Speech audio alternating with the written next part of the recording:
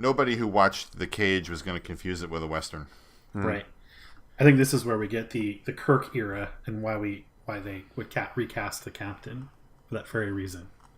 Well, not necessarily. Jeffrey Hunter simply refused to return. That's the idea was to continue with Hunter. Do we know why he refused? Oh, really? I'd never heard that. He wanted to go off and do features. Yeah, he was getting a lot of. Yeah, and his agent I think it might have been his wife kept telling him, this television's beneath you, science fiction's beneath you. Oh yeah, that's right. This. I think it was his wife. Yes. So. That worked out for him. Yeah. Well. Yeah, Jeffrey Hunter unfortunately passed away young. And he died in '69, so he wouldn't have even really made it. Oh wow. Seasons. He would have died right after the series went off the air, basically. Yeah, it's a real bummer. Yeah.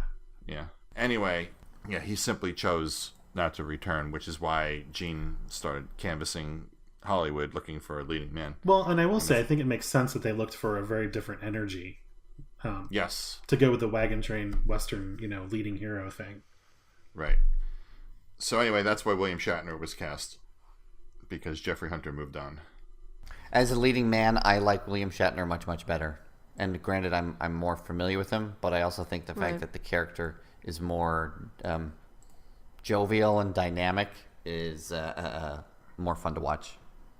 Yeah. Shatner is a more charismatic performer. Oh, yeah.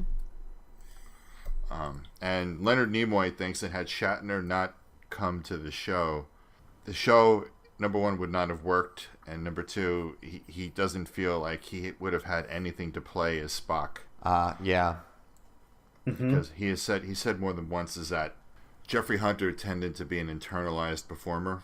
Like, he was not an extrovert in his performances. Like, he was, you could see it. He's very stoic, and when he plays Pike, he's not very, I guess, gregarious and outgoing. The portrayal, his energy is not high, I guess would be the best way to put it.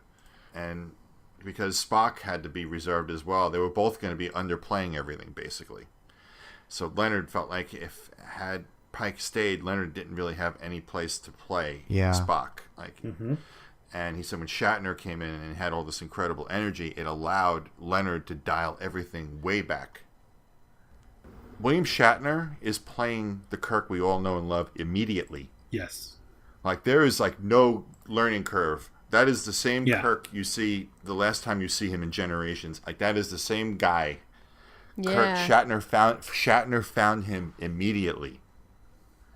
Yes, absolutely. It's very impressive when you think about it. Yeah. It's actually pretty impressive. Yeah. Good point. Because, you can't say the same about really anybody else. No, just Kirk. He had him down. He figured out who he was and went with that approach and never wavered from it.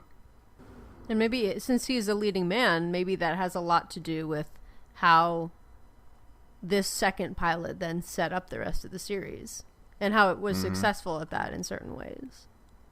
Yes. I think him getting his shirt torn was certainly a good thing. That's a good setup.